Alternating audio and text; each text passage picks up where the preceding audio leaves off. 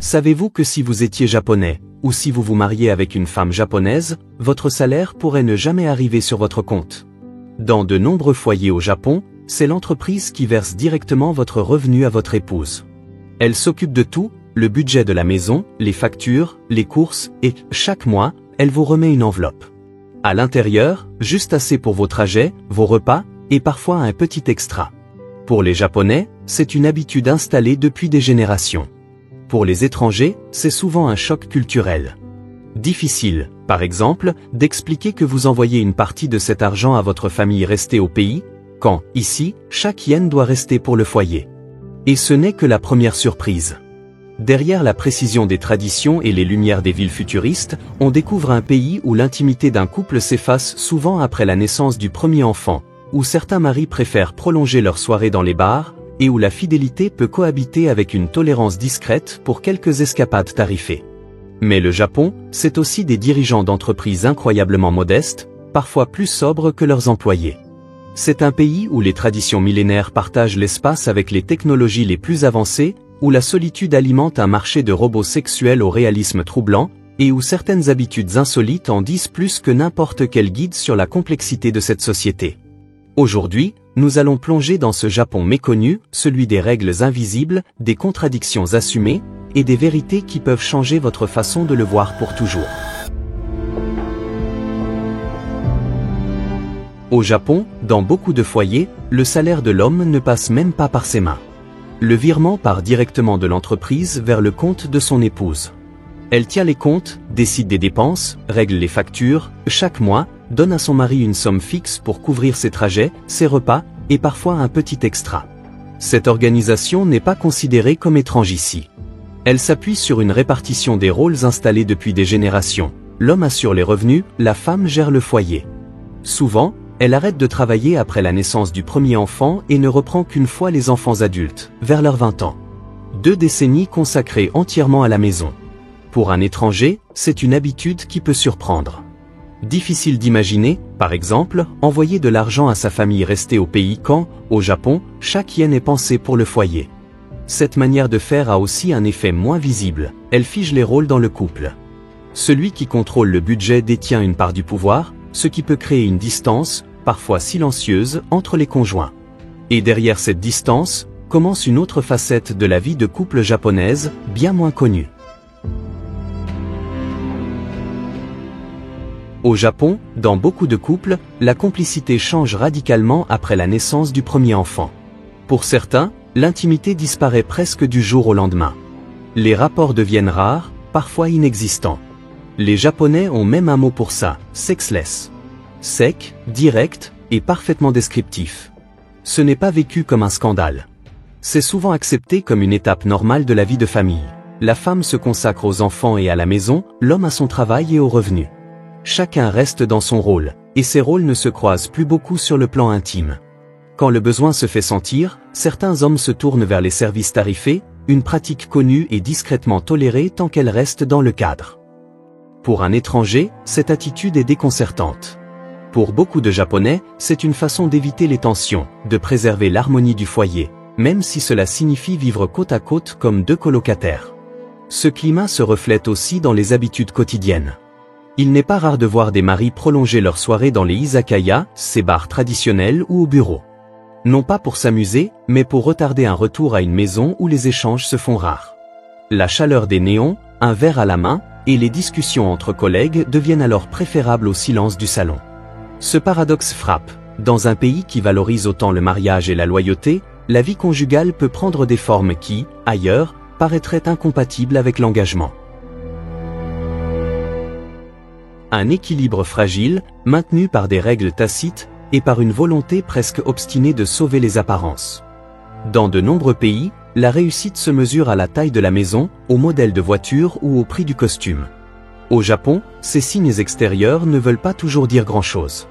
Il existe des chefs d'entreprise à la tête de sociétés prospères qui vivent avec une simplicité déconcertante. Ils prennent le train chaque matin, portent le même costume depuis des années et déjeunent au petit restaurant du coin, comme leurs employés. Ce n'est pas une question de moyens, mais un choix. Une façon d'incarner une idée ancienne. Le patron n'est pas un monarque, mais le premier serviteur de l'entreprise. L'argent n'est pas là pour impressionner, mais pour assurer la stabilité du groupe et protéger les salariés. Dans certaines entreprises, il arrive même que le patron paraisse moins riche que ses subordonnés. Un employé peut s'offrir une voiture récente. Le dirigeant, lui, préfère continuer à se déplacer à vélo ou en train, jugeant qu'il n'a pas besoin de plus. Et loin de diminuer son prestige, cette modestie renforce le respect qu'on lui porte. Ce rapport à la richesse influence aussi la culture de l'entreprise. Quand les salariés voient leur patron partager les mêmes contraintes qu'eux, le lien se renforce. Le travail cesse d'être une simple transaction et devient un engagement commun. Bien sûr, tous les dirigeants ne suivent pas ce modèle. Certains aiment afficher leur réussite. Mais, dans l'esprit collectif japonais, le patron modeste reste une figure d'exemple et un symbole de loyauté envers ceux qu'il dirige.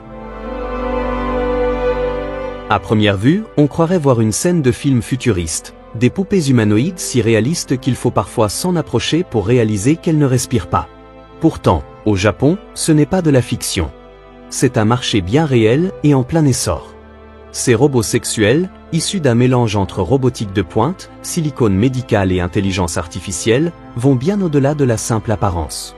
Certains peuvent converser, réagir, retenir les préférences de leurs propriétaires. Tout peut être choisi. Traits du visage, voix, garde-robe, jusqu'aux infimes mouvements des yeux. Derrière cet univers qui intrigue ou dérange, il y a une réalité sociale plus profonde. Le Japon est l'un des pays où la population vieillit le plus vite et où la solitude urbaine progresse d'année en année. De plus en plus d'hommes et de femmes vivent seuls, par choix ou par contrainte.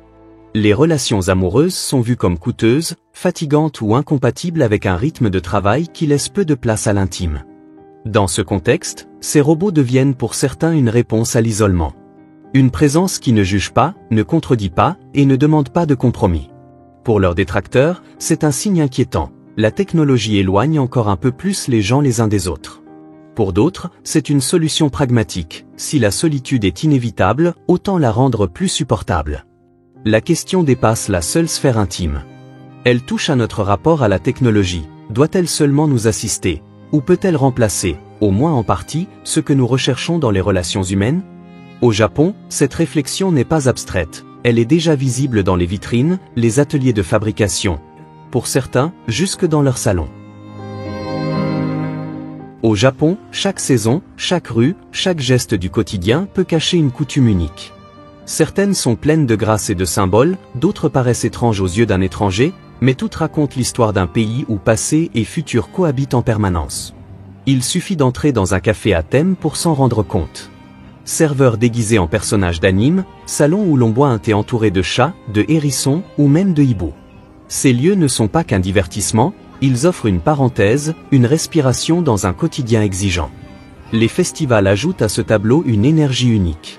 Certains célèbrent la floraison des cerisiers avec une poésie ancestrale, d'autres honorent la fertilité, en défilant fièrement avec d'imposantes sculptures phalliques. Un mélange assumé de sacré, d'humour et de traditions anciennes que peu de pays afficheraient aussi ouvertement. Il existe aussi des rituels plus discrets que les visiteurs ne remarquent pas toujours. S'incliner à un angle précis pour saluer, présenter une carte de visite à deux mains, emballer un cadeau avec un soin presque cérémoniel. Des détails qui traduisent une obsession pour l'harmonie, la politesse et le respect des codes. Et partout, cette image fascinante, la modernité et l'ancien côte à côte. Un sanctuaire shinto vieux de plusieurs siècles coincé entre deux tours de verre. Un moine bouddhiste qui consulte son smartphone avant de prier. Des traditions transmises avec la même rigueur qu'un ingénieur mais a développé une technologie de pointe. Ces contrastes sont peut-être la meilleure définition du Japon. Un pays qui vit dans deux époques en même temps et qui garde son équilibre. Un équilibre parfois déroutant, souvent fascinant, et qui, une fois découvert, change la façon dont on voit ce pays.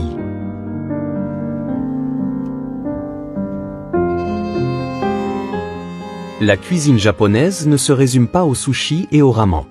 Elle est aussi faite de plats simples, parfois discrets, mais qui racontent à leur manière l'histoire et les valeurs du pays. Parmi eux, le tofu tient une place particulière. Fabriqué à partir de soja, il peut sembler fade à un palais étranger.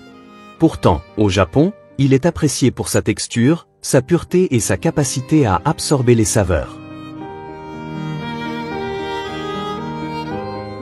Servi frais avec un peu de sauce soja et de gingembre, grillé sur un charbon de bois, ou mijoté dans un bouillon parfumé, le tofu accompagne les repas du quotidien comme les grandes occasions.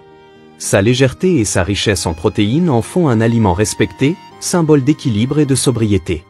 Mais le tofu n'est qu'un exemple. Chaque région possède ses spécialités. Le natto, soja fermenté à l'odeur puissante, adoré ou redouté selon les palais. La soupe miso, servie à presque tous les repas, comme un fil conducteur du quotidien. Les tempura, beignets croustillants de légumes ou de crevettes, hérités du passage des Portugais au XVIe siècle. Le mochi, pâte de riz gluant travaillée à la main, souvent associée aux fêtes et aux cérémonies. Ces plats, qu'ils soient raffinés ou très simples, portent tous un même esprit, respecter le produit, préserver sa saveur naturelle, et célébrer la saison dans laquelle il est servi. La cuisine japonaise, comme le pays lui-même, oscille entre tradition et innovation, entre rigueur et créativité. Et voilà, derrière les images lisses et les clichés familiers, le Japon se révèle multiple, surprenant, parfois déroutant, toujours fascinant. Si ce voyage au cœur de ses traditions, de ses paradoxes et de ses vérités cachées vous a plu, alors je vous invite à poursuivre l'aventure. Abonnez-vous pour découvrir d'autres histoires du monde, des réalités que l'on ne voit pas toujours, et qui changent notre façon de regarder un pays. Et si vous avez déjà votre propre expérience du Japon, partagez-la dans les commentaires, votre regard enrichira le nôtre.